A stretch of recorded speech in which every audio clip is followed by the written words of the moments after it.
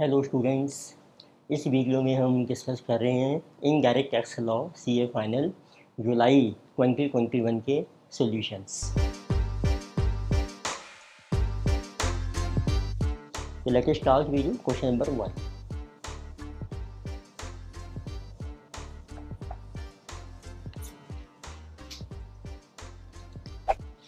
तो इस क्वेश्चन में देखिए मैं आपको आंसर बता रहा हूँ डायरेक्टली।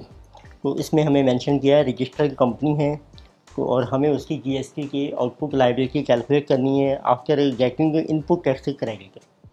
तो आपको मेंशन किया है इसमें जीएसटी लायबिलिटी आपको ऑलरेडी दी है for the month of October 2020 फॉर के main product it is given 54 lakh CGST and SGST each and 72 lakh IGST and eligible input tax credit is also given। फिर आपको कुछ डाटा दिया है मीन्स अराउंड टोटल हमारे 8 पॉइंट्स हमें दिए हैं। तो उसमें से आपको देखना है कौन सी सप्लाई है आपकी।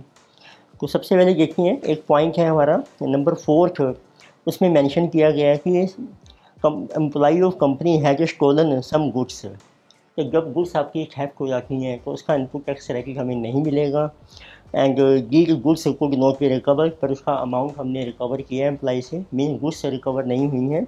तो उसका IGST क्रेडिट था 45,000 has been taken by the company on bearings. तो सबसे पहले हम यही कैलकुलेट करते हैं कि ITC कितना अवेलेबल है। तो let us see input tax credit which is available.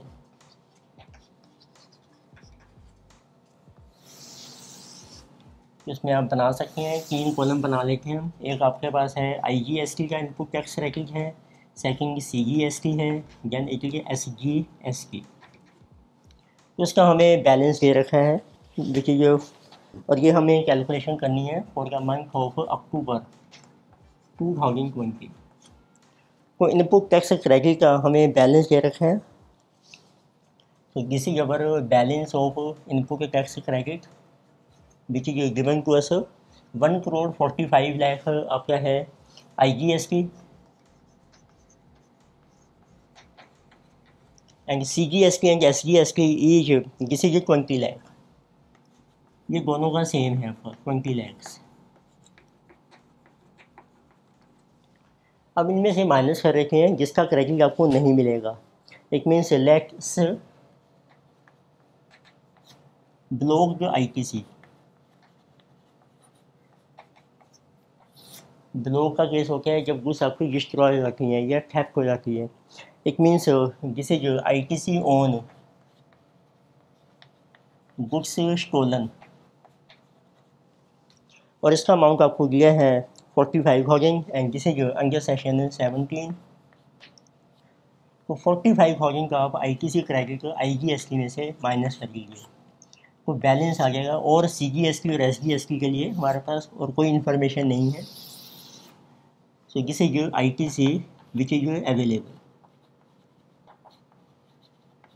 जो आप अवेल कर सकते हैं।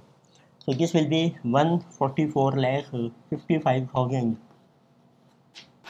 एंड CGST एंड SGST आपके सेम रहेंगे 20 लाख। ये को बस एक छोटा सा पॉइंट था। अब हमें कैलकुलेट करना है मेनली वही आउटपुट टैक्स लायबिलिटी। तो उसका भी हम ऐसे ही कैलकुलेशन करके हैं। नेक्स्ट में हम कैलकुलेट करेंगे वही GST लायबिलिटी फॉर आउटपुट। तो मैंने देखो टेबल ड्रॉ कर दिया output tax liability for October 2020। तो इसमें हमने एक कॉलम बनाया है नंबर 1 सप्लाई हम मेंशन कर रहे हैं, उसकी वैल्यू सप्लाई। IGST आपने पे करना है अगर को 18%, CGST अगर को 9% एंड SGST आल्सो 9%। तो सबसे पहले आपको यही रखा है क्वेश्चन में GST liability for main product. तो उसकी वैल्यूज आपको ऑलरेडी दी हैं, जैसे जो 72 लाख है आपकी, इसकी वैल्यू हमें मेंशन नहीं की। 72 लाख है जो IGST जो आपने पे करना है for main product and 54 lakh CGST and 54 lakh है जो SGST। अब स्टार्ट करके हैं 1 बाय 1 जो आपको डिफरेंट पॉइंट्स दे रखे हैं क्वेश्चन में। सबसे पहले देखिए फर्स्ट पॉइंट हमें मेंशन किया है, इसमें कहा कि कंपनी ने बाद में एक स्पेशल डिस्काउंट ऑफर किया है 25% बिकॉज हम उस प्रोडक्ट की सेल को डिसकंटिन्यू कर रहे हैं। इट मीन्स ये जो डिस्काउंट था it was not agreed when goods were sold originally. अब कंपनी ने उसका क्रेडिट नोट भी इशू कर दिया है, इट मीन किसी नोट अलाउड, अब ये आपकी सप्लाई मानी जाएगी। इट मीन्स जिसे कहा गया secondary discount which is not allowed, पर कंपनी ने ऑलरेडी क्रेडिट नोट इशू कर दिया है, इट मीन उसने अपनी सप्लाई में से माइनस ऑलरेडी कर रखा है, तो ये अब हमारी सप्लाई मानी जाएगी। इट मीन इट को भी एडेड टू सप्लाई, और ये आपको मेंशन भी किया गया इस क्वेश्चन में। And this is in the course of interest rate, और इसकी वैल्यू है जो डिस्काउंट की वो है 36 लाख। तो सप्लाई की जो वैल्यू मानी जाएगी वो है आपकी 36 लाख, और इसके ऊपर है ये इंटरेस्ट रेट है तो IGST कैलकुलेट हो जाएगा, वो आप कैलकुलेट कर लीजिए, जिस इज कमिंग 648,000। तो इट मीन्स ये हमारा आउटपुट टैक्स लायबिलिटी बन जाएगी। फिर आप देखिए सेकंड पॉइंट में कंपनी ने एक वैन परचेज की थी पर्सनल यूज़ के लिए, अब उसको हमने सेल कर दिया है, और पहले उसके ऊपर कंपनी ने GST भी का इनपुट टैक्स क्रेडिट भी नहीं लिया था। तो जब आप सेल करते हैं उस केस में हमारी वैल्यू सप्लाई क्या होगी, ये आपका है सेकंड पॉइंट, जिसे कि sale of our old van. इस केस में हम लिखे हैं वैल्यू सप्लाई जब आपने ITC नहीं लिया था, एक्चुअली ओनली मार्जिन में जो प्रॉफिट हो रहा है आपको, इट मीन वैल्यू सप्लाई है आपकी this is equal to margin. इसका जो रूल है एक्चुअली अंडर वैल्यूएशन के जो रूल्स हैं उसमें कवर होता है रूल 32(5), एक्ट पे रूल 32 सब रूल 5। तो जब हम वैल्यूएशन ऑफ सप्लाई कैलकुलेट करते हैं उसमें ये एक रूल आता है वैल्यूएशन रूल्स, उसमें कवर होता है। तो इसमें हमारा रूल ये है कि जब आप सेल कर रहे हैं तो we will take only margin money as value supply. Margin देखो कितने है, आपने सेल किया 150 की, इसकी डेप्रिशिएटेड वैल्यू है 140, तो 10,000 का मार्जिन आ जाएगा, तो ये आपकी सप्लाई की वैल्यू मानी जाएगी। फिर आप चेक कीजिए, और ये कह रहे हैं इंट्रा स्टेक है ये आपकी, इट मीन्स इसके ऊपर आपका CGST 9% which is 900 and ST also 900, ये आपको टैक्स पे करना है। Then we have number third point आपको देखो दिया है, इसमें आपने देखा होगा कंपनी की पॉलिसी है को raise invoices separately for transportation goods, ये हम GST पे कर रहे हैं, हम ट्रांसपोर्टेशन चार्ज जो हम कस्टमर से रिकवर कर रहे हैं। तो किसी अगर liability to pay tax under reverse charge, इसको हम बाद में कंसीडर करेंगे रिवर्स चार्ज वाले को।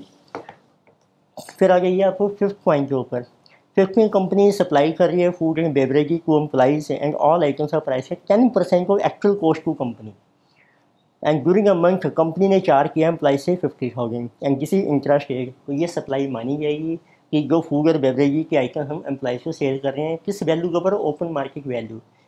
जिसे जो फिफ्थ, जिसे जो supply of so food items to employees, उसकी वैल्यू क्या लेंगे, जैसे जो ओपन मार्केट वैल्यू,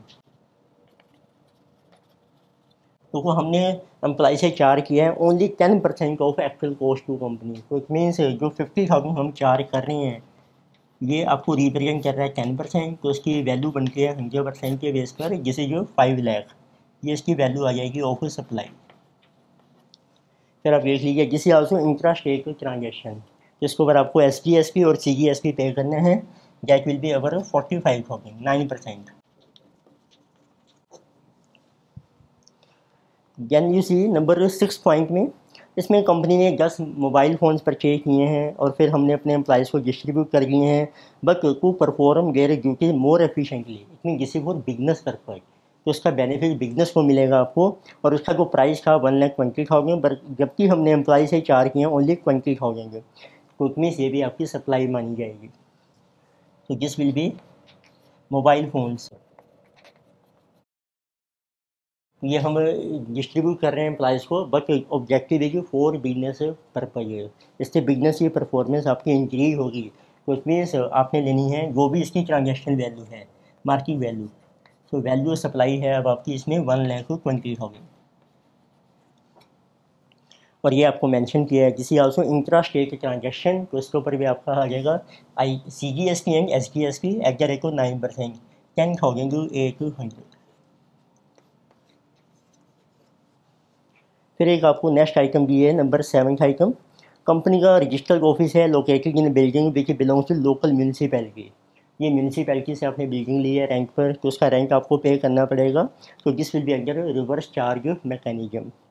फिर है एक आपका whole time director of company what pays salary of 5 lakh, salary को पे कर रहे हैं, किसी नोट अवर सप्लाई, बट आपने सिकिंग फीस पे की है, तो ये आपकी वैल्यू सप्लाई मानी जाएगी, टैक्सेबल है, बट कंपनी है to pay tax on reverse charge basis.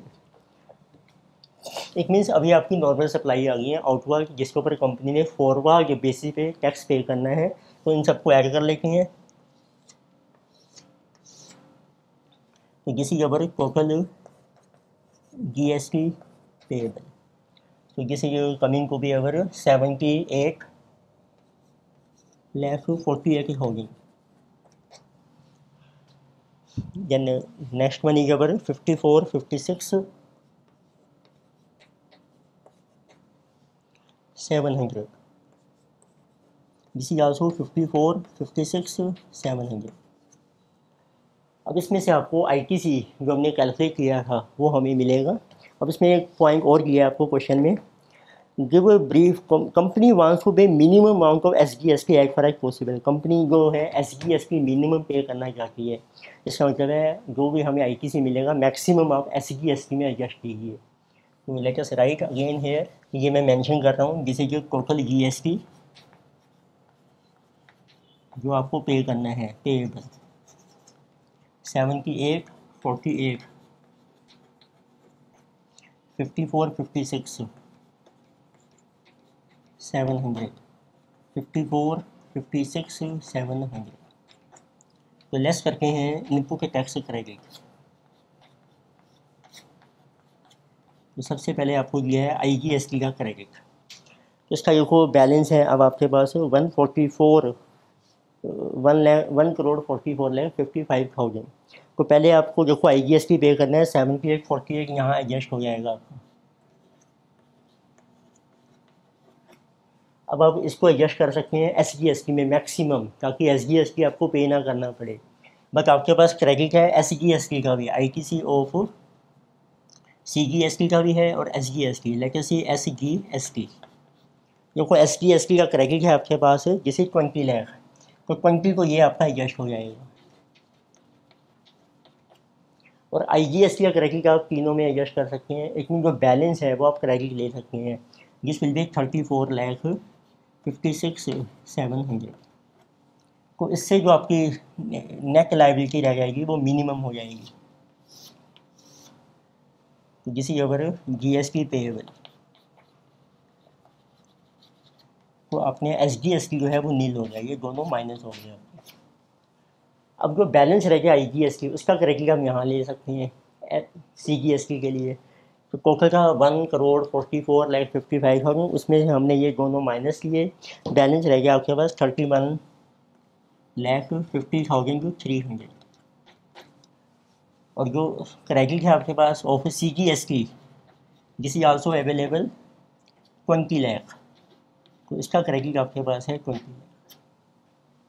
जो बैलेंस आ जाएगा ये टोटल बन रहा है देखो 51,50,300, बैलेंस आपको पे करना पड़ेगा, उसकी लायबिलिटी नील हो गई आपकी, ये लेस कर दिया हमने, और इसमें आपको कुछ पे करना है जिसे 306,400।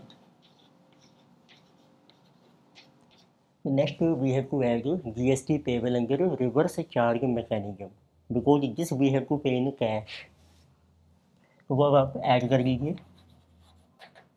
सो GST payable so in cash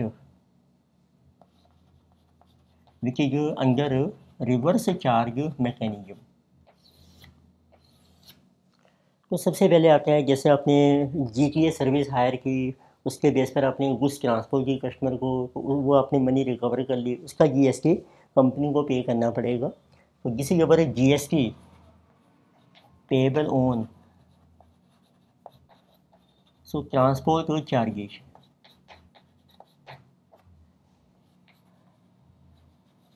तो ट्रांसपोर्ट चार्जेस आपको दो तरीके से मेंशन किए हैं, कुछ आपके इंटरेस्ट रेट हैं, कुछ इंटरेस्ट रेट हैं। इंटरेस्ट रेट की वैल्यू आपको दी है ट्रांसपोर्ट चार्जेस की, जिसे जो 4 lakh,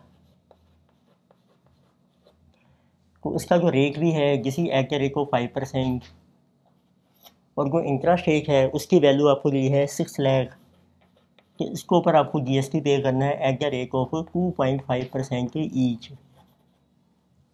So this is becoming under IGST, this is 20,000 GST we have to pay, ये आपकी वैल्यू आ गई सप्लाई की। Then on 6 lakh it is 2.5%, so this will be 15,000 each। तो नेक्स्ट आपकी आती है इसमें, फिर एक आपने जो रेंट पे किया है म्यूनिसिपल अथॉरिटी को, लोकल अथॉरिटी है, इट मीन्स हम उसके ऊपर जीएसटी हमें रिवर्स चार्ज बेसिस पर पे करना है। So this is also our interest rate, so this will B GST payable on, so rent which is paid to municipal और which is paid to local authority। तो ये भी आपको अंडर रिवर्स चार्ज पे करना है। तो इसका अमाउंट आपको दिया है, रैंक है आपका 1,50,000,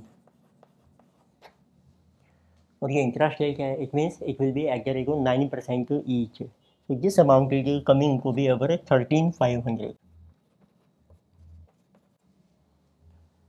तो नेक्स्ट फिर आपको लास्ट पॉइंट ये है कि आपने डायरेक्टर्स को रेम्यूनरेशन पे किया है, तो किसी note consider supply under GST, और एक आपने डायरेक्टर की सिकिंग फीस पे की है ऑन दैट कंपनी है to pay GST under reverse charge mechanism. तो लेट अस ऐड जीएसटी तो payable on sitting fee to director, whole time director. तो सिकिंग फीस की वैल्यू भी आपको दी है 20,000, तो उसके ऊपर आपको जीएसटी पे करना है। तो एम्प्लाई ये आपका इंटरेस्ट रेट माना जाएगा, कुछ मेंशन नहीं किया क्वेश्चन में, नॉर्मल एजम्पशन है interest rate. So that will be at the rate of 9% each. So rank was also at the rate of 9% each, so 9% is becoming 1,800। तो इन सबको आप ऐड कर लीजिए। ये था बैलेंस जीएसटी को पे करना था आपका इनपुट टैक्स रेट, और ये है आपका under reverse charge mechanism which we have to pay in cash. So this will be total GST payable in cash. This is called net GST which company has to pay in cash, payable in cash. This amount is coming 20,000, और इसका total कर लीजिए आप। So this is coming 336,700, and this one is coming 30,300। So this is all about question number 1. Next we have question number 2 A part.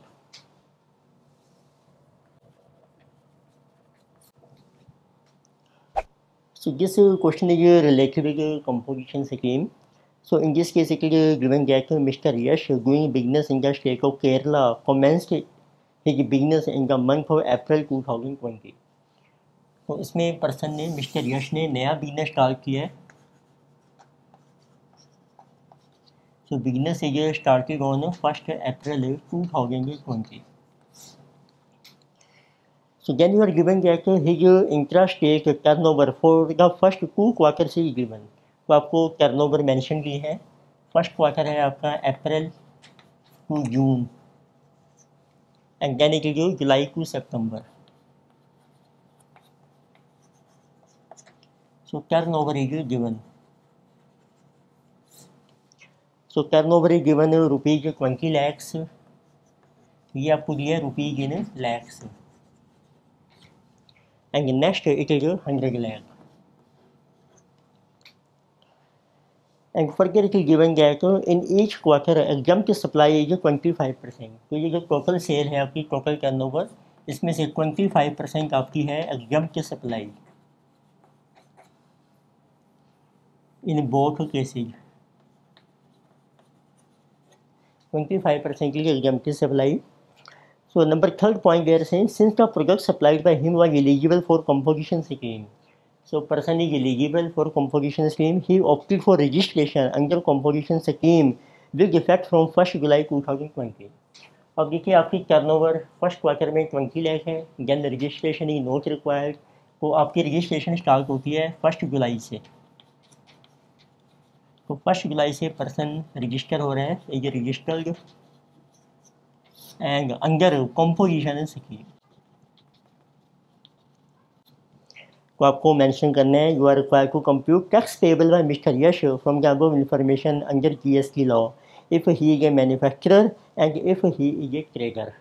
तो दो case भी है, manufacturer and trader, और इंट्रास्टेट आपकी सप्लाई हो रही है। तो आपको ये कैलकुलेट करना है वकील जीएसटी पेबल। उसके लिए देखो हमें कैलकुलेट करनी पड़ती है वकील की टर्नओवर इन ए स्टेट।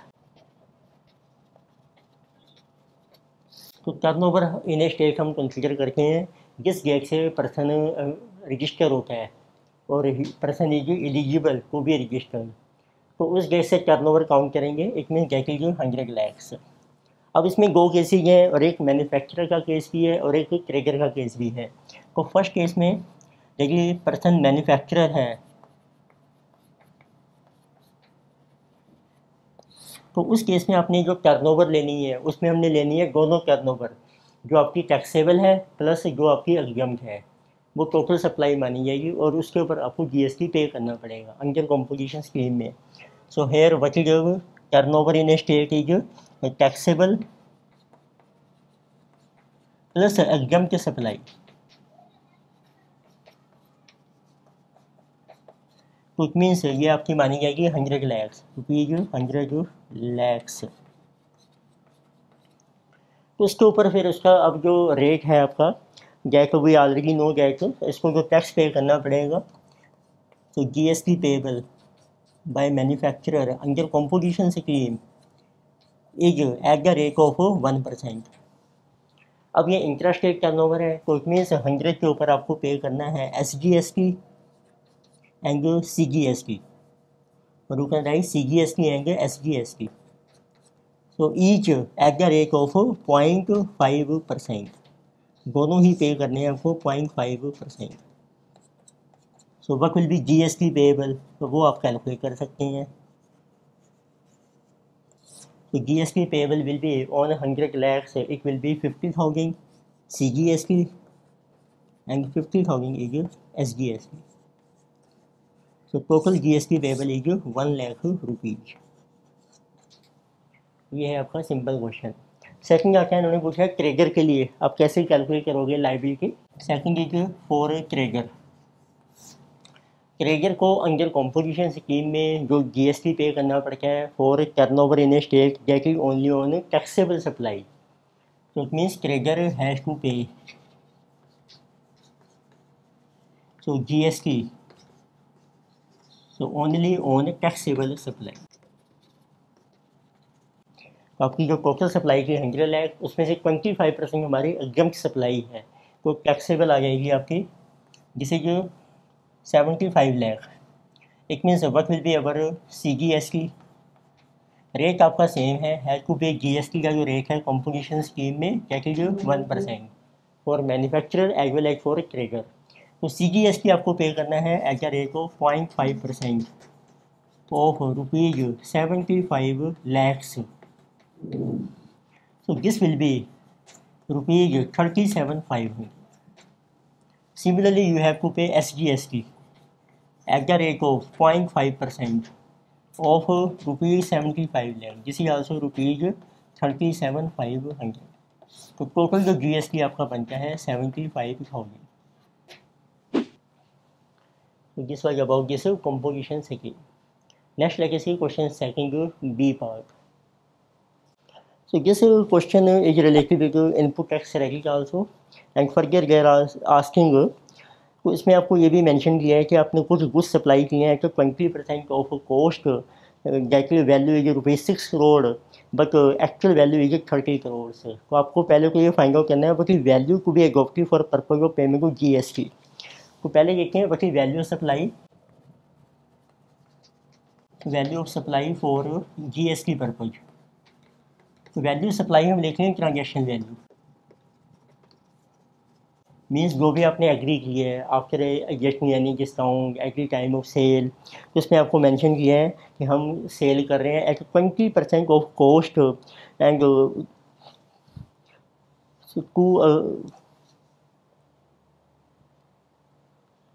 इसमें आपको मेंशन किया है कि हम जो भी कुछ सेल कर रहे हैं वो हम सेल कर रहे हैं कि 20% of cost to the company. But अब आपको ये भी मेंशन किया है इसकी जो एक्चुअल वैल्यू है 30 करोड़ है, बट हमने जो सेल किया है वो सिर्फ 20% के ऊपर, तो इतनी ट्रांजेक्शन वैल्यू आ जाएगी ₹30 crore into 20%, get is given to be ₹6 crore, और वी कैन से किसी ₹600 lakhs। तो ये आपकी वैल्यू सप्लाई मानी जाएगी।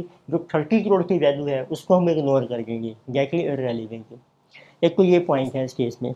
सेकंड उन्होंने पूछा है calculate admissible input tax regulate and output tax liability assume रेको CGST एंड STST जो 2.5%। अब पहले ये क्या इनपुट टैक्स क्रेडिट आपको किसका मिलेगा। सो अलाउड इनपुट टैक्स क्रेडिट। अब इसमें दो टैक्स हैं, इंट्रा स्टेट सप्लाई चल रही है, तो एक तो आपका है CGST और सेकंड है हमारा SGST। तो सबसे पहले ये आपको आपने टैक्स पे किया हो ना सिक्योरिटी मेंटेनेंस सर्विसेज, तो ये हम पे करके हैं reverse charge mechanism. So first we have tax paid on security services and maintenance. तो किसी paid under reverse charge mechanism, जो भी टैक्स हम अंडर रिवर्स चार्ज पे करते हैं उसका इनपुट टैक्स क्रेडिट आपको नहीं मिलेगा, so it is not eligible for input tax credit. Next आपने पे किया tax on rent of warehouse से, तो इसका क्रेडिट आपको मिल जाएगा। So tax on rent of warehouse, तो किस टैक्स से ये eligible for input tax credit, और इसका आपको अमाउंट मेंशन किया है CGST है 4.5 लाख रुपीज़, आपके लैक्स में चल रही हैं, जिसे जो 4.50 एंड SGST आल्सो 4.50। फिर एक आपने पे किया tax on packing material and printing charge of packing, ये भी इनपुट्स हैं हमारे, इसका भी क्रेडिट आपको मिल जाएगा। So tax on packing materials, so this we have paid 11.15 lakh, so it means this is the total input tax credit which is available 15.65 lakh।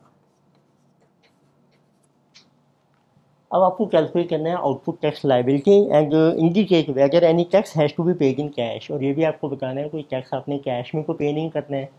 तो सप्लाई की वैल्यू है 600 lakh. Now we are calculating our GST liability.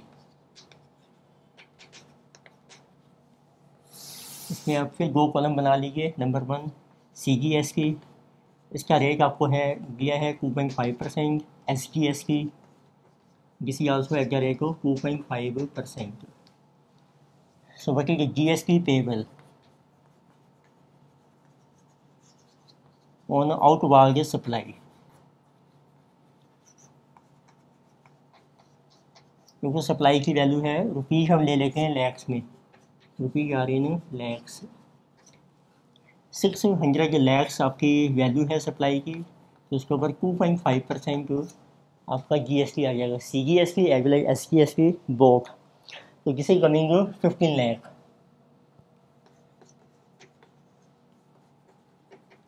उसमें से आपको input tax credit मिल जाएगा। Input tax credit है 15/65, it means full credit आपको मिल जाएगा। And you can subtract minus input tax credit so available और which is allowed, available and allowed. तो जितना टैक्स आपने पे करना है मैक्सिमम उतना क्रेडिट आप ले सकते हैं। So that will B 15 lakh का आपको फुल क्रेडिट मिल जाएगा। तो बैलेंस GST पेबल आ जाएगा आपका, balance GST payable, so that is coming nil in both cases। It means but इसमें को जो आउटवर्ड सप्लाई है उसके ऊपर कोई GST पे नहीं करने हैं, बट जो आपने रिवर्स चार्ज बेसिस के ऊपर टैक्स पे किया है on security maintenance services during the period, तो ये आपको पे करना पड़ेगा। तो it means so tax on security services under reverse charge mechanism, RCM जिसको कहते हैं, to be paid in cash, तो ये आपको कैश में पे करना पड़ेगा। तो इसीलिए क्वेश्चन में पूछा है उन्होंने specifically and indicate whether any tax has to be paid in cash. Yes, we have to pay in cash this much amount of tax which we have paid under reverse charge mechanism, और उसका amount आपको दिया है 1.35 lakh. This is 1.35 lakh. It means we can say that our net जो liability आएगी आपकी GST liability, net GST payable in cash, जो आपको कैश में पे करना है. So that is equal to rupees 1.35 lakh. Both are CGST and SGST. So next let us see question second C part. So this question is based on Customs Act and we have to calculate assessable value. तो आपको assessable value calculate करनी है of goods से जो आपने import की है. तो वो सिंपल क्वेश्चन है, मैं मेंशन कर देता हूँ आपको पहले से डाटा रुपीज़ में दिया है, तो आपको कैलकुलेट करनी है what is our accessible value. तो फर्स्ट उसी बेसिक कॉस्ट ऑफ मशीनरी आपको दिया फैक्ट्री इन जर्मनी, अमाउंट से आपके रुपीज़ में, basic cost of machinery at factory in Germany. It means ये फैक्ट्री प्राइस है आपका रुपीज़ 2 लाख से. फिर आपको मेंशन किया है ट्रांसपोर्ट चार्जेज है मशीन के from factory in Germany to load port for transportation. ये आपके ऐड हो जाएंगे transport charges. This is from factory to port, तो पोर्ट तक उस मशीन को लोड करने के या ट्रांसपोर्ट करने के ये आपको दिए हैं 10,000. This will be added. Then you are given loading and handling charge, ये भी जर्मनी के पोर्ट पर हो रहे हैं तो वो भी ऐड हो जाएंगे लोडिंग एंड हैंडलिंग.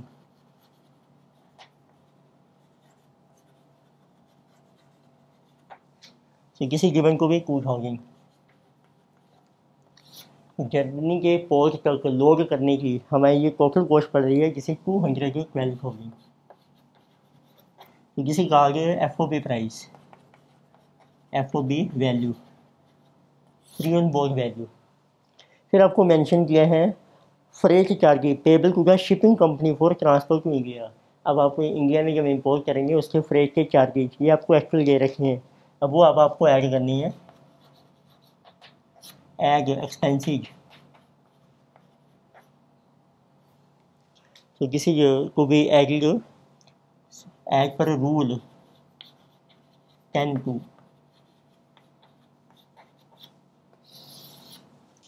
तो इसमें आपके दो एक्सपेंसेज पहले आ जाएगा फ्रेट, आपको एक्चुअल ये रखा है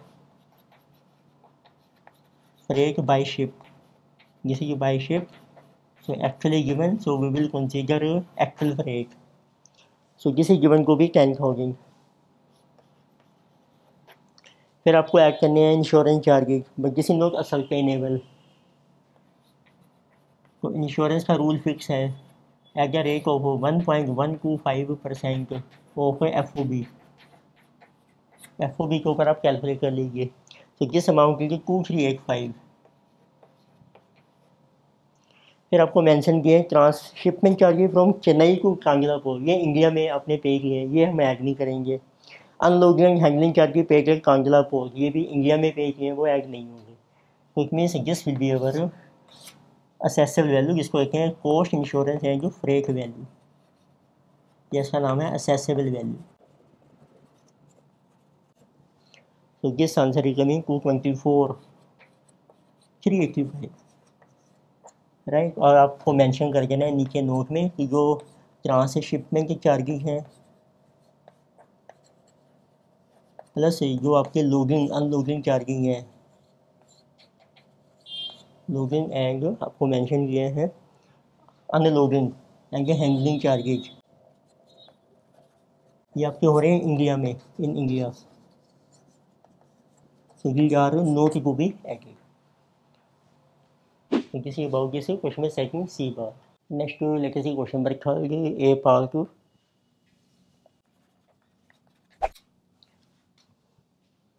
तो जिस क्वेश्चन है जो रिलेटेड है टाइम ऑफ सप्लाई, तो इसमें आप देखिए आपको दो आइटम्स मेंशन किए हैं।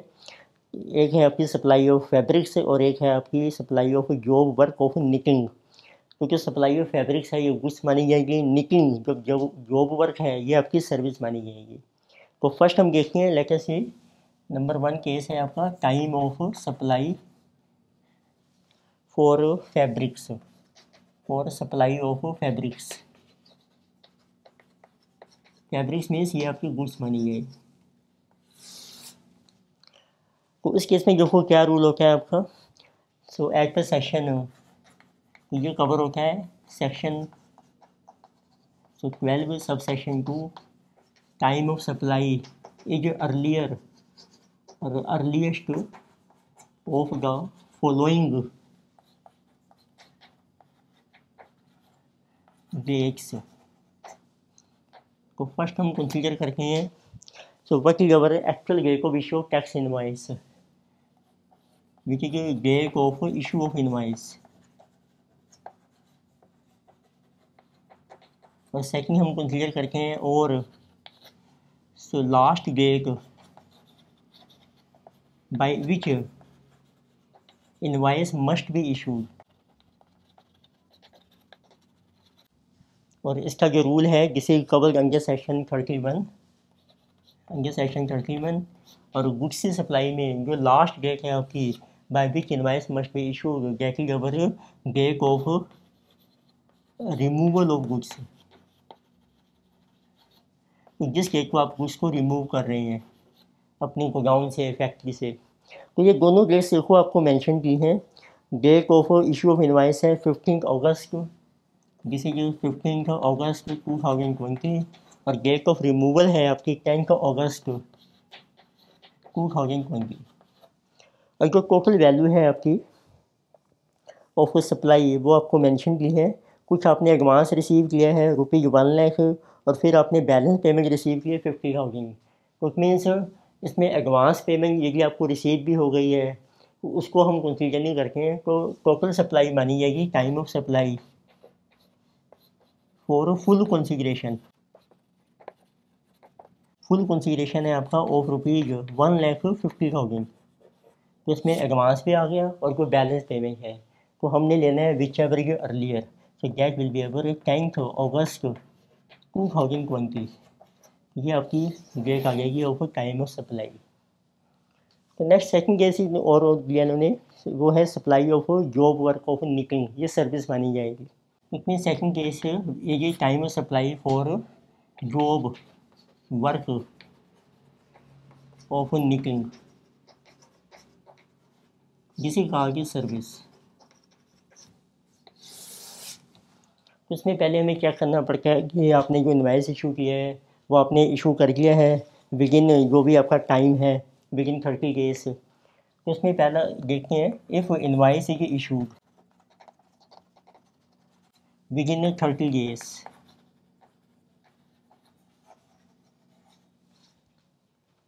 तो 30 डेज कौन से कहाँ से कंसीडर करने हैं, gate is of completion of service. अब देखो डेट ऑफ कंप्लीशन की है, date of completion of service ये आपको मेंशन की है। Date of completion 15 September 2020। फिर आपको दी है date of issue of invoice. So date of issue of invoice is 20 September. कुछ means this has been issued within 30 days. तो 15 की आपके 20 तक इशू कर गया विदिन 5 डेज में, तो ये कंडीशन सेटिस्फाई हो रही है। अब आपने देखना है टाइम ऑफ सप्लाई अब हम क्या लेंगे सर्विस के केस में। So in this case so time of supply shall be earliest of the following dates, of following dates. Number one आपको लेनी है actual date of invoice, actual date of issue of invoice. फिर आपको consider करना है date of receipt of payment to the extent of service cover, date of receipt तो कई बार होता है पार्शियल सर्विस कंप्लीट हो गया, पार्शियल पेमेंट आ गई, जैसे इसमें एडवांस हमें मिल रहा है तो आपको back amount, and then you can see whichever is earlier, तो इन दोनों से जो भी अर्ली होगा आपका। अब इसमें ये कोई दो पेमेंट है आपकी, एक तो एडवांस भी है आपका और एक आपका बैलेंस अमाउंट है। तो पहले देखते हैं, लेकिन हम एडवांस को कंसीडर करते हैं और एक balance amount. Date of issue of invoice आपको मेंशन की है, जिसे ये 20 सितंबर 2020, ये दोनों के लिए सेम है आपकी 20 सितंबर 2020। फिर डेट ऑफ रिसीव देखो पेमेंट, एडवांस की आपको रिसीव हो रही है 5 अगस्त, सॉरी 12 सितंबर, ये आपको एडवांस मिल रहा है 12 सितंबर 2020। और जो फाइनल पेमेंट आपको रिसीव हो रही है जिसे 25 सितंबर 2020। तो दोनों में देख लीजिए बचेगी टाइम ऑफ सप्लाई। तो फर्स्ट केस में विच एवरेज अर्लियर 12 सितंबर मानी जाएगी। For how much amount, for rupees, जो एडवांस है आपका 1 lakh rupees, for rupees 1 lakh. अब सेकंड केस में आपकी 20 सितंबर मानी जाएगी, 20 सितंबर, जिसे ये फॉर रुपीज 50,000, जो आपको फाइनल पेमेंट मिली है। पेमेंट बाद में मिल रही है पर आपका इनवाइस पहले इशू हो गया। तो this was about question number third A part. तो next let us see question third B part. तो this question is also based on reverse charge mechanism.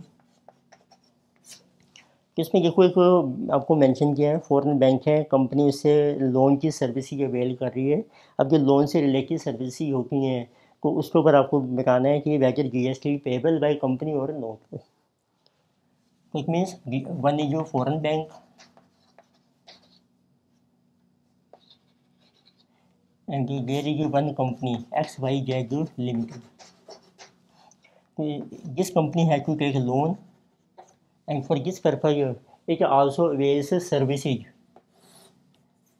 तो उसको सर्विसेज मिल रही हैं फॉरेन बैंक से इन रिलेशन टू लोन। उसके base से फिर आपको प्रोसेसिंग फ़ीस पे करनी पड़ती है या कंसल्टेंसी चार्ज पे करने पड़ते हैं। तो क्वेश्चन है, अब जो फॉरेन बैंक है, फॉरेन बैंक की located in non taxable category, non taxable category, तो ये आपको मेंशन कर सकते हैं।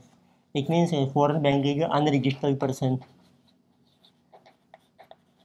बट कंपनी की located in Indian category, so company is registered person.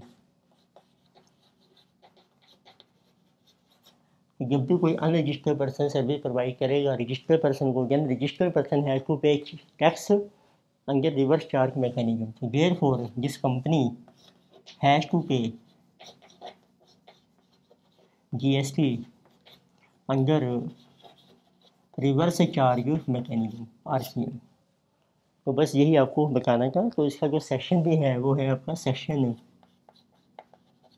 5 sub section 4 of IGST act. जो भी इंटरेस्ट रेट ट्रांजेक्शन होते हैं उनमें IGST एक्ट अप्लाई होते हैं, और जो आपकी इंटरेस्ट रेट है उसमें CGST या SGST। उसका सेक्शन है 9 सब सेक्शन 4, और इंटरेस्ट रेट में है section 5 sub section 4 of IGST। फिर देखते हैं इसी के एक सी पार्ट उन्होंने पूछा है। तो नेक्स्ट भी है वो क्वेश्चन थर्ड सी पार्ट। तो इसमें देखो मेंशन किया है कि मिस्टर चंद्रकांत ने एक कार इंपोर्ट की है फ्रॉम UK से, तो और वो आपकी डैमेज हो गई है, और but it is possible to get it repaired and use. The examination by custom for the purpose of assessment is not over, so he has come to you seeking advice as to what are the options available to him under the custom act. तो car जैसे damage हो गई है, अब उसके बाद क्या क्या ऑप्शन हैं कि किस तरीके से उसको कस्टम ड्यूटी पे करनी है। अभी जो उसकी वेरिफिकेशन है एग्जामिनेशन है कस्टम के पास में, वो अभी हमारा कंप्लीट नहीं हुआ है। तो फर्स्ट ऑप्शन को मिलती है सेक्शन 22 के अंदर हमें कि जो डैमेज वैल्यू, हम उस कार की जो डैमेज हो गई है उसकी वैल्यू असेस करेंगे, उसके बेस पे कस्टम ड्यूटी पे कर देंगे। तो वी कैन राइट जाए तो फर्स्ट ऑप्शन आपको मिलेगी। So under section 22 of customs act, so pay custom duty on value of damage goods. तो इस केस में गुड्स हैं डैमेज कार, और ये जो वैल्यू है that will be determined by और असेस्ड बाय प्रॉपर ऑफिसर। तो उस केस में कितनी ड्यूटी पे करनी पड़ेगी आपको?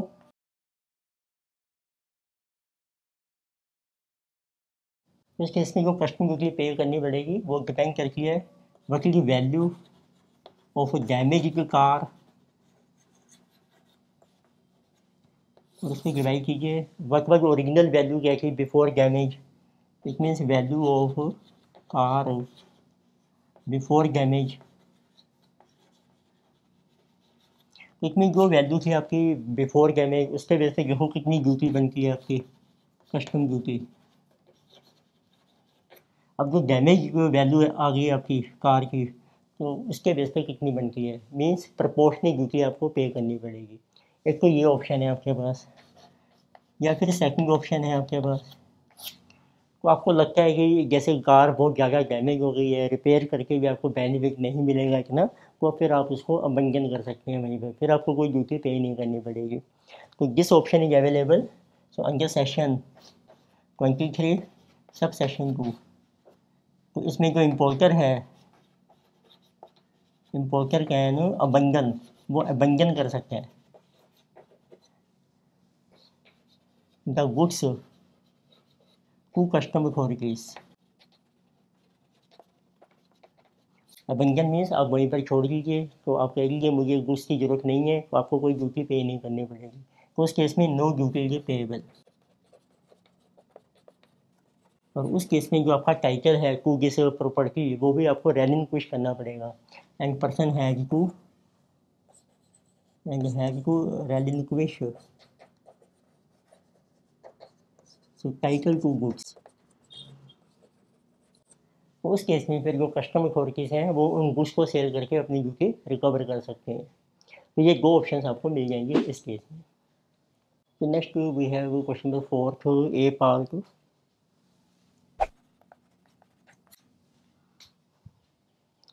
उस केस में जो आपको मेंशन किया है for the month of April 2020।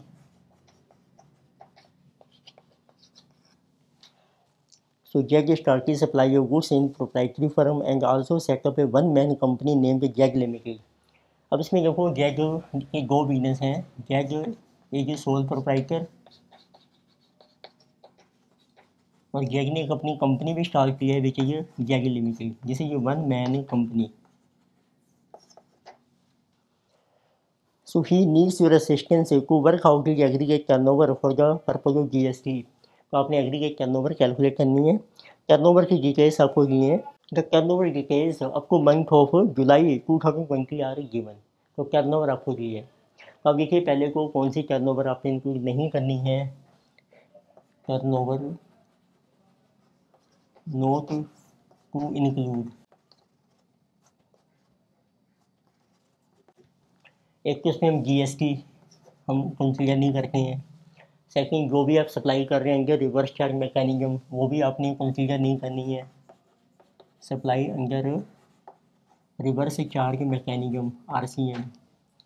और पर ये अब जैसे इस केस में अब ये जैग सोल प्रोप्राइटर है, zag limited one man company है, तो उनका जो पैन नंबर है वो डिफरेंट होगा। They have different permanent account number. तो इट मीन्स जो टर्नओवर आपकी दूसरे पैन की है वो भी हम कंसीडर नहीं करेंगे। It means turnover of other pan. तो इसमें क्वेश्चन में आपको पूछा है आपको कैलकुलेट करनी है turnover of Jag only, Jag जो सोल प्रोप्राइटर है। Now we can calculate aggregate turnover of Jag who is sole proprietor.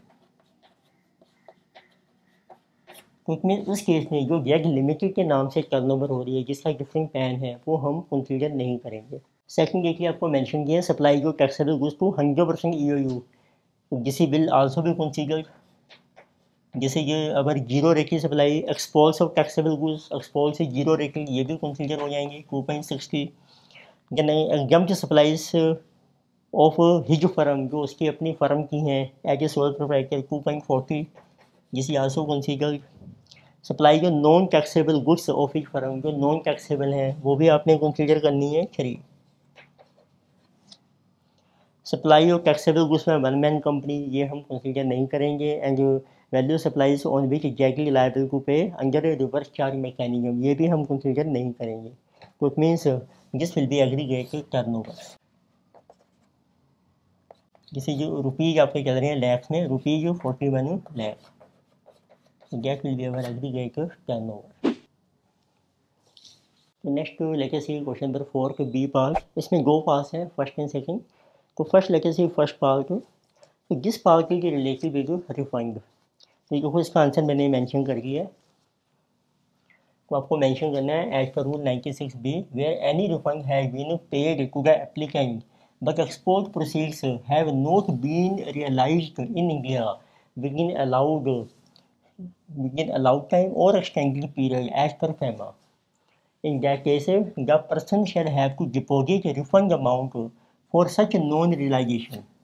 इसमें जितनी एक्सपोर्ट प्रोसीज आपने रिलाइज नहीं की हैं उससे रिलेटेड जो रिफंड है वो आपको डिपॉजिट करना पड़ेगा with interest with in 30 days, जब वो आपका टाइम पीरियड ओवर हो जाएगा उसके 30 दिन के अंदर। तो उस केस में आपको जैसे मेंशन किया है कि आपकी जो एक्सटेंशन की लिमिट थी वो आपकी एक्सेप्ट नहीं हुई है, तो इट मीन्स आपको रिफंड का जो अमाउंट है वो आपको डिपॉजिट करना है। तो DF लिमिटेड है to deposit how much amount, total turnover है 50 एक्सपोर्ट की, उसमें से 25 की प्रोसेस रिलाइज नहीं हुई और 50 का जो रिफंड था वो है आपका 9 लाख, तो उसमें 25 का बन जाएगा 4,50,000, ये आपको डिपॉजिट करना है विद इंटरेस्ट। एंड फिर उन्होंने पूछा कॉन्सिक्वेंसी क्या होंगे, if this amount is not deposited with in 30 days then it shall be recovered by the department under section 73 और 74 एज ए एरोनियस रिफंड। तो वो यूम करेंगे कि आपको जो रिफंड है वो रॉन्ग अमाउंट आपको रिफंड हो गया है, तो उसको रिकवर करेंगे 73 और 74 में विद इंटरेस्ट अंडर सेक्शन 50। 73 हमारा नॉर्मल प्रोसीजर होता है, 74 होता है कि वो फ्रॉड माना जाता है, तो वो देखेंगे कौन सा केस आपका बनता है। तो नेक्स्ट के लेके से एक इसमें दिया है और करके सेकंड ऑप्शन है, ये आपकी रिलेटेड है ई वे बिल लेके सी, और इसमें दो पार्ट्स हैं। तो next we have question number 4 B part, इसमें सेकंड ऑप्शन है which is related E way bill, और इसमें दो केसेज हैं देखो। तो नंबर 1 इसमें आपको मेंशन किया है square limited registered in Andhra Pradesh sends goods to से job worker which is also registered, value का कंसाइनमेंट फॉर 45,000 इंक्लूडिंग GST। तो आपको मेंशन करना है whether E way bill is required और नो, तो उसका आंसर मैंने मेंशन किया है। तो फर्स्ट केस में आप देखिए as per third provision to rule 138(1), when goods are send to a job worker the E way bill shall be generated by principal और job worker if job worker is registered even if value of consignment is ₹45,000 means it is less than ₹50,000 limit.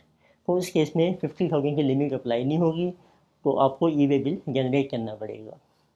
तो ऐसे इसमें देखेंगे आप एक second question है, तो mister Bhisham of Telangana started doing business in notified handicraft goods as a casual taxable person, और उसकी जो वैल्यू है 30,000 है, but he is not registered and since his threshold limit of 20 lakh is not met, तो whether E way bill will be generated. तो इसके ऐसा भी देखते हैं आंसर क्या है। तो सेकंड बात this is fourth provision to rule 138(1), उसमें मेंशन किया गया है where notified handicraft projects are transported so inter state. तो आप देखिए हम ट्रांसपोर्ट कर रहे हैं फ्रॉम तेलंगाना टू तमिलनाडु, तो he go to first order from Tamil, तो इट मीन्स ये इंटर स्टेट माना जाएगा। So then by a casual taxable person who is exempt from registration under GST, the e-way bill shall be generated even if value goes to 30,000। तो उसमें भी threshold limit जो 50,000 की है e-way bill की वो अप्लाई नहीं होगी, तो जो मर्जी वैल्यू हो आपको ई-वे बिल जो है जनरेट करना पड़ेगा, shall be generated and here also E way bill shall be generated. तो सिंपल आंसर है, थ्योरेटिकल बेस्ड क्वेश्चन है ये। Next, let us see question number 4 C part.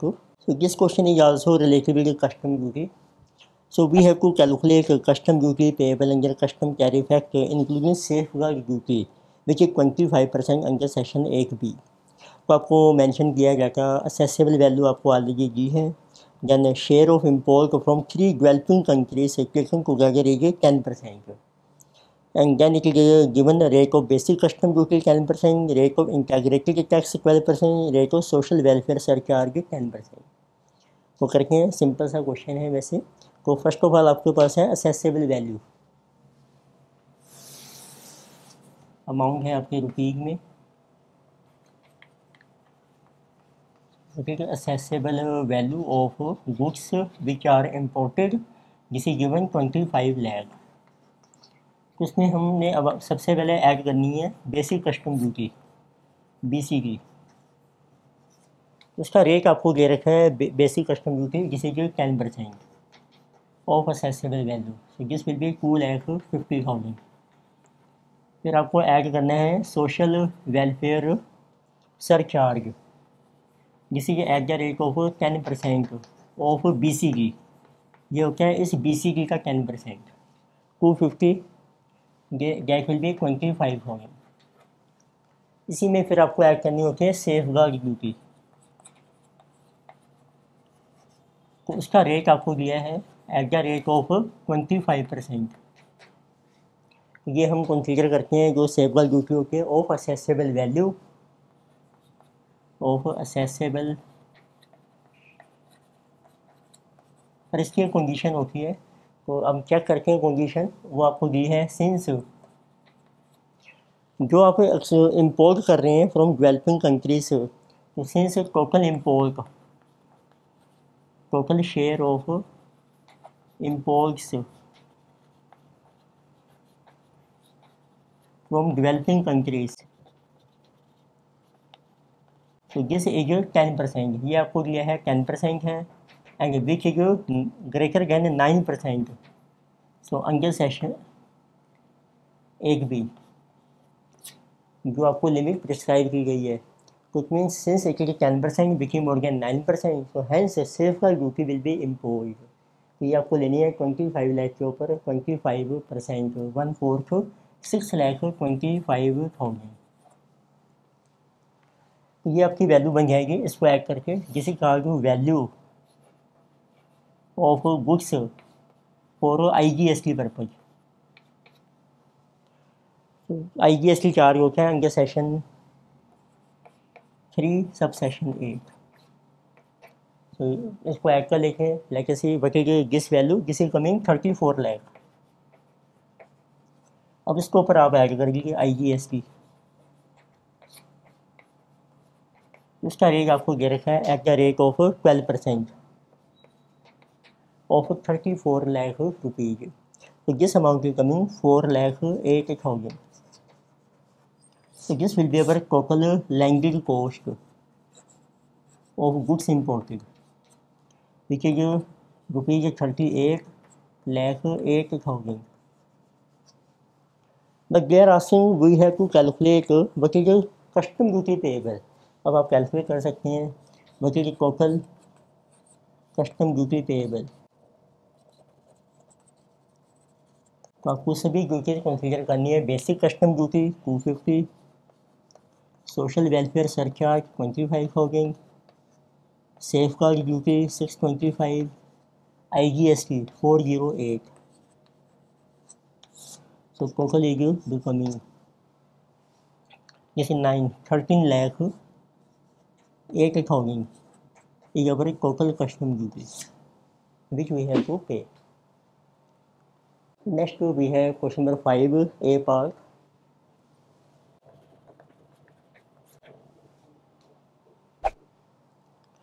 So in this case they are asking we have to determine amount of tax and penalty payable under section 74। तो section 74 के base पर है। इसमें आपको 4 cases they रखे हैं। तो आपने जो ITC है जैसे कि रॉन्गली क्रेडिटेड उसकी डेट आपको दी है एंड उसका अमाउंट आपको दिया है, एंड जो date of adjudication order which is past वो आपको डेट दे रखी है, and you have to calculate what is amount of tax and penalty to be paid. तो लेके से 1 बाय 1 इसमें देखिए आपको 4 केसेस मेंशन किए हैं। तो मैंने एक टेबल ड्रॉ किया है। तो एक को आपको डेट दिया, date when ITC wrongly taken, फिर आपने देखना है कि इसकी ड्यू डेट क्या थी, ड्यू डेट को फाइलिंग रिटर्न, तो जिस डेट में जिस मंथ में आपने रोंगली रिटर्न आई थी से उसके नेक्स्ट मंथ की 20th डेट वो आपकी ड्यू डेट है रिटर्न की। फिर आपको दिया है डेट ऑफ एग्जीक्यूटिवेशन ऑर्डर जिस डेट को पास हो रहा है, और आपने जो पेमेंट की है वो आपको लास्ट लाइन में दी है क्वेश्चन में, सभी केसेस में डेट को पेमेंट है आपकी 20 सितंबर 2020। अब देखिए अब इसमें क्या रूल बन रहा है, तो एजुकेशन ऑर्डर पास हो रहा है जुलाई में, पेमेंट आपने की सितंबर में, आफ्टर मोर देन 30 डेज। तो हमारा रूल क्या है, तो आपने लिखना है since payment made after more than 30 days of date of order, date of education order, then what will be total amount payable? So total amount payable that will equal to जितना आपका tax due है, तो उस case में जो total amount payable है that will B tax due. Tax due देखो आपको मेंशन किया है रुपीज़ लैक्स में 200, तो रुपीज़ हैं आपके लैक्स में, आपको पे करना पड़ेगा टैक्स का अमाउंट जितना भी है आपका ड्यू 200, और इसके ऊपर आपको पेनल्टी पे करनी है। तो इस केस में पेनल्टी है जब आप आफ्टर 30 डेज कर रहे हो डेट को एग्जीक्यूटिवेशन ऑर्डर, यानी penalty is 100% of tax due, 100% of tax, it mean this is also 200, और प्लस आपको इंटरेस्ट पे करना पड़ेगा under section 50। So plus you have to pay interest, तो इंटरेस्ट का रूल है at the rate of 18% under section 30, under section 50, और कितने time के लिए, जिस डेट को आपने रॉन्ग क्रेडिट लिया था और उसकी जो ड्यू डेट थी 20 फरवरी थी, तो उस ड्यू डेट से लेके जिस डेट को आप पेमेंट कर रहे हैं, तो इट मीन्स 20 फरवरी 2018 से लेके 20 सितंबर 2020 तक, तो इसके मंथ्स आप कैलकुलेट कर लीजिए, ये बन रहे हैं हमारे टोटल 31 मंथ्स। तो इंटरेस्ट आपको पे करना है फ्रॉम 20 फरवरी 2018 टू 20 सितंबर 2020, तो it means this interest is on this amount of tax, और ITC wrongly credited that is 18%, और पीरियड है आपका 31 मंथ्स डिवाइडेड बाई 12, 18% है per annum. So this amount you can calculate, this is coming to 93, तो it means इस तरीके से total amount आपको जो पे करना है जिसे जो 493 लैक्स रुपीज़ आपके चल रहे हैं लैक्स में। तो नेक्स्ट देखते हैं सेकंड केस है। सेकंड केस में देखो आपकी डेट वैन क्रेडिट टेकन, आपकी डेट चेंज हो गई है, अमाउंट 250 हो गया, डेट ऑफ एग्जीक्यूटिवेशन ऑर्डर की डेट भी चेंज हो गई है। तो लेकिन से सेकंड केस देखो, इसमें आपकी जो डेट है वैन क्रेडिट रॉन्गली टेकन जिसे 30 जून 2018, अब इसकी जो ड्यू डेट बनती है रिटर्न की जिसे 20 जुलाई 2018, डेट ऑफ एग्जीक्यूटिवेशन ऑर्डर जिसे 26 अगस्त 2020, पेमेंट की डेट आपकी सेम है 20 सितंबर 2020। अब देखेंगे इस केस में जिस डेट को ऑर्डर पास हो रहा है 26 अगस्त को, उसके विदिन 30 डेज में आपने पेमेंट कर दिया 20 सितंबर, तो आपने मेंशन करना है since payment is made within 30 days of date of order, so what is the total amount payable? तो उसका बेनिफिट ये मिलेगा आपको, जब विदिन 30 डेज में कर रहे हैं तो आपकी जो पेनल्टी है वो रिड्यूस हो जाएगी, तो रुपीज़ आपके चल रहे हैं लैक्स में, तो आपका टैक्स ड्यू है इसमें 250 लैक्स, अब आपकी जो पेनल्टी हो जाएगी that will B 50%, on this 250 penalty will be 50% means 120, और जो इंटरेस्ट पे करना पड़ेगा आपको that is from 20 July 2018 to 20 September 2020, तो इतने टाइम का आपको इंटरेस्ट पे करना पड़ेगा, तो दिस इज बिकमिंग 26 मंथ्स। तो ये आप कैलकुलेट कीजिए 250 के ऊपर 18% for 26 months. So this interest is coming 97.50 and this is total amount to be paid along with the penalty. Total is 472.50. Next like I see third case. So next we have a third case. इसमें आपको date mention किया है, मैंने ITC ये wrongly date है 30 अक्टूबर 2018. इसकी due date है filing return जैसे कि 20 नवंबर 2018. अब इस केस में आपको मेंशन किया है, इसमें एग्जीक्यूटिव ऑर्डर नहीं पास हुआ है, शो कोड नोटिस आपको इशू किया गया है date of issue of show cause notice. उसकी डेट आपको मेंशन किया है 5 सितंबर 2020 और पेमेंट आपने कर दिया है 20 सितंबर 2020. देखते हैं इसमें क्या रूल बनता है. तो शो कोड नोटिस हो रहा है आपको इशू 5 सितंबर को, पेमेंट आप कर रहे हैं 20 सितंबर मीन्स विदिन 30 डेज में. तो आप मेंशन कीजिए since payment is made within 30 days of issue of show cause notice. What will be total amount payable rupees आपके चल रहे हैं लैक्स में. तो इफेक्ट क्या होगा, आपकी पेनल्टी और रिड्यूस हो जाएगी. तो उस केस में आपका जो अमाउंट ड्यू है वो आपको मेंशन किया है जिसे जो 120 लैक्स. अब आपकी जो पेनल्टी है वो हो जाएगी ओनली 25%. पेनल्टी 25% जैसे 30 और इंटरेस्ट आपको पे करना पड़ेगा 20 नवंबर से लेके 2018 से 2020.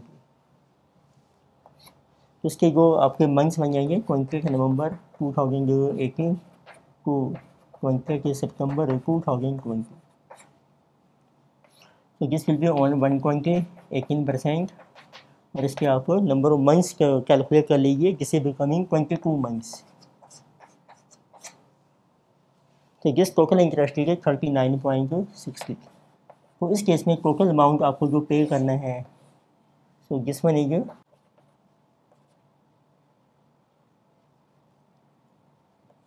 This is coming 189.60. तो रुपीज़ आपको चल रहे हैं लैक्स में. Then we have fourth case. तो फोर्थ केस में देखिए आपको मेंशन किया है डेट मैंने ITC लेखन रोंगली 30 जनवरी 2019. उसकी ड्यू डेट बनती है 20 फरवरी 2019 और इसमें शो कोड नोटिस इशू नहीं किया है. इसमें है डेट ऑफ और इंटीमेशन ऑफ मिस्टेक. जब आपको ये मिस्टेक को पॉइंट आउट की है जिसे date of intimation of mistake पूरा असेसी, तो उसकी डेट आपको दी है 6 सितंबर 2020 और पेमेंट आपने करके 20 सितंबर 2020. तो इसमें इस केस में अभी सिर्फ आपको मिस्टेक पॉइंट आउट की गई है, शो कोड नोटिस इशू नहीं हुआ है. So we can say since payment is made, payment आपने की है before issue of show cause notice. अभी शो कोड नोटिस इशू नहीं हुआ है आपको.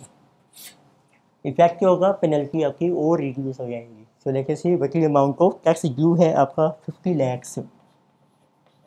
तो इस केस में जो पेनल्टी है gate is only 15%, 15 into 15% which is 7.50 lakhs. और इंटरेस्ट का पीरियड आपका बन जाएगा 20 February 2019 to 20 September 2020. So this is becoming over 19 months. So on 50 you charge interest 18% and this is for 19 months. So this is coming to be 14.25. So this will be total amount payable. This is 71.75 rupees अपने हैं लैक्स में. Next लेके C question number 5 B part. तो इसमें गो cases आपको दिए हैं जिसे जो थ्योरेटिकल बेस है आपका. तो फर्स्ट का आंसर देख लेते हैं, सिंपल है. तो फर्स्ट केस में act section 75 subsection 2 where the appellate authority does not establish any charges of fraud under section 74(1). तो 74(1) में यदि कोई फ्रॉड आपका जो है प्रूव नहीं होता है, then CGST officer shall determine tax payable under section 73(1) which is without fraud. तो hence action of officer is valid in this case. Second case में है आपका act section 75 subsection 9 the interest shall be payable. Interest आपको pay करना पड़ेगा whether और not specified in the adjudication order. तो it means hence contention of assessee that interest can not be demanded is not correct. तो assessee को interest pay करना पड़ेगा। तो next let us see question number 5 C part. इसमें दो parts हैं which is related with customs. तो first let us see first part में देखो आपको कैलकुलेट करना है interest payable to an exporter and who gets a delayed payment of drawback after customs act. Claim was made on 30 June for 80,000 and was settled on 15 September. कुछ में जैसे जिस date को आप क्लेम करते हैं तो उस डेट से लेके आपको 1 मंथ का टाइम मिलता है। कुछ में इसका जो सेक्शन बन जाएगा जैसे जो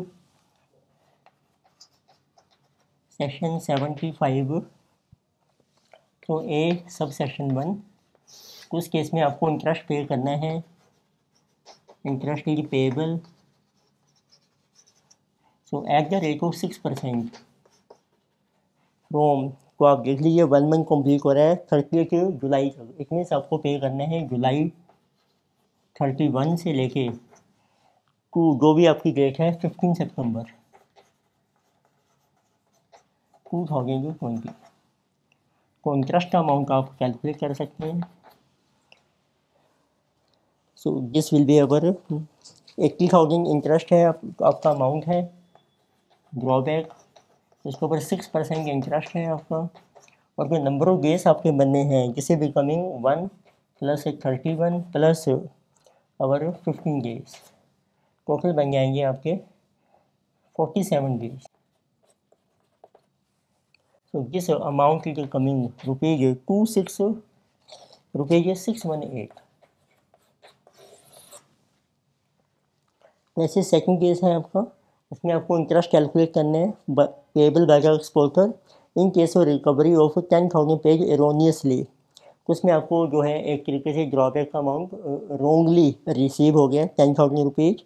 तो demand for recovery was made on 5 सितंबर। तो इसमें अप्लाई हो जाएगा आपका सेक्शन 75A सब सेक्शन 2।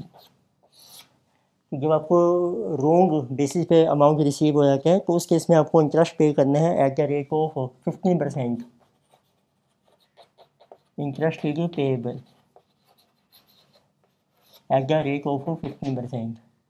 जैसे कि फ्रॉम तो आप देखिए जिस डेट को आपको रिसीव हो रहा है रोंग अमाउंट जैसे फ्रॉम 3 जुलाई और जिस डेट को आप उसकी पेमेंट कर रहे हैं डेट इज 3 नवंबर 2020। तो अमाउंट है आपका 10,000। So what will B interest. तो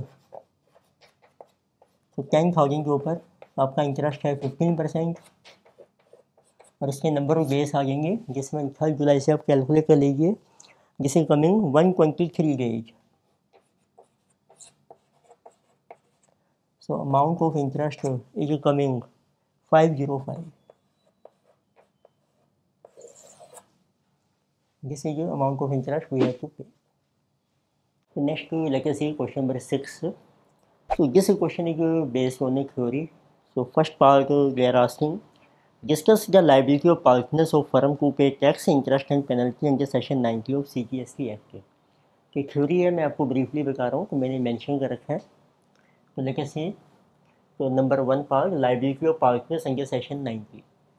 So when a firm is liable to pay tax, interest or penalty, the firm and each of its partner shall jointly and severally be liable for such a payment. So it means firm भी और जो partner है individually they will be liable for such payment. And further, in case of any retiring partner, he shall also be liable to pay tax, interest or penalty which is due up to break of his retirement. इतनी जो भी amount है वो firm की liability है and jointly with partners. इसका मतलब होता है if firm will not pay, partner will be liable to pay. Then we have second part है explain the provisions relating to assessment of unregistered person by the proper officer under section 63। तो proper officer की जो है क्या मतलब powers हैं for assessment of unregistered person. Let us see this one. तो number B assessment of unregistered person under section 63 of CGST। The proper officer may assess the tax liability of unregistered person to the best of his judgment। तो इतनी ये जो proper officer है वो अपने आप assess कर सकते हैं अपनी जजमेंट के बेस पर tax liability of unregistered person and the person shall have to reply within 15 days. तो मीन्स प्रॉपर ऑफिसर को लगता है कि इसकी टर्नओवर ज़्यादा है पर पर्सन अनरजिस्टर्ड है, फिर उसको रिप्लाई देना पड़ता है विद इन 15 डेज में वेदर इज टर्नओवर टैक्सेबल और not. And the assessment order, तो उसके बेस पर अब जो प्रॉपर ऑफिसर है उसको असेसमेंट ऑर्डर पास करना है that shall be issued within 5 years from the date of annual return of the financial year to which non payment of tax relates. तो जिस ईयर से रिलेटेड जो हम tax की लायबिलिटी कैलकुलेट कर रहे हैं तो उस ईयर की देखो आपने एनुअल रिटर्न किस डेट को फाइल करनी है, ड्यू डेट वो होती है 31 दिसंबर, फिर उसके बाद आपको 5 साल का टाइम मिलेगा। तो next we have question number 6 C part. So in this we are asking list the important aspects to be borne in mind in claiming drawback under section 75 of customs act on imported materials used in manufacture of export goods. तो let us see its answer. तो ये भी मैंने mention कर दिया। तो C part we have to find drawback on imported materials used in manufacture of export goods under section 75 of customs act. So at section 75 of Customs Act, when manufactured goods are exported, the exporter shall be allowed to drawback of custom duties, IGST and any compensation cess. So that is charged on imported and indigenous materials or which is called inputs used in manufacture of export goods। तो ये आपको mention करने हैं। तो जो भी आपका material या इनपुट्स यूज हो रहा है और गुड्स को मैन्युफैक्चर करने के लिए जिसको एक्सपोर्ट करना है उसको आपको ड्रॉबैक मिल जाएगा। And further for this purpose government shall fix a drawback rate. Government इसलिए एक रेट फिक्स करती है हर unit of exported article under customs central excise drawback rules 2017। तो रेट को फिक्स करने के 3 मेथड्स होते हैं and this rate can be so all industry rate as per rule 3 or it can be branch rate। So if there is no all industry rate then it is branch rate as per rule number 6। So or it can be special branch rate। So it is applicable if all industry rate is less than 80% of duties paid as per rule 7। इस video में हमने discuss किए सभी questions IGT के जुलाई 2021 के। Video आपको अच्छी लगती है आप सब्सक्राइब कीजिए, लाइक कीजिए और आप अपने फ्रेंड्स को रिकमेंड कर सकते हैं। Thank you very much.